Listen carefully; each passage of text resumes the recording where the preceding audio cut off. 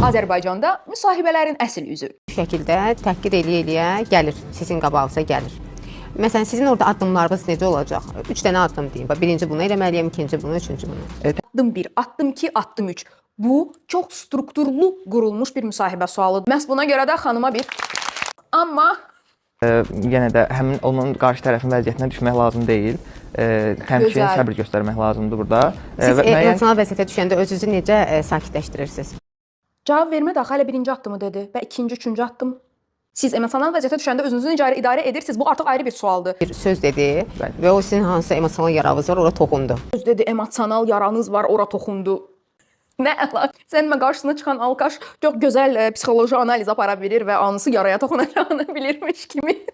Özünüzü necə ən sakitləşdirirsiniz? son Baxın, cavab verməyə imkan vermirlər. Müsahibə götürənin gözəl və düzgün sual verməyindən əlavə gözəl dinləmə qabiliyyəti olmalıdır.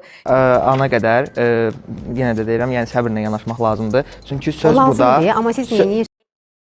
Yenə imkan vermədi fikrini tamamlasın namizəd. Lazım deyə, amma siz nə edirsiniz? Bu nə sual idi? Bəlkə də beynində hər hansı bir sual var idi xanımın, amma o qədər söz kəsməyə yönəlməyə başladı ki, beynindəki fikri tam formalaşdırıb namizədə verə bilmədi həmin o sualı. Çünki birinci sual yarımçıq qaldı, ikinci sual yarımçıq qaldı, üçüncü sual yarımçıq qaldı və dördüncü sual verildi. Namizədə həqiqətən də bravo deyirəm. Çox səbirlə, təmkinlə çalışırdı ki, sonuna qədər verilən sualları anlasın, hələ bir cavab da verməyə çalışsın.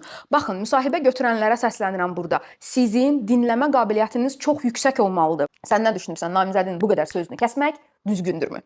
Kommentlərdə görüşək.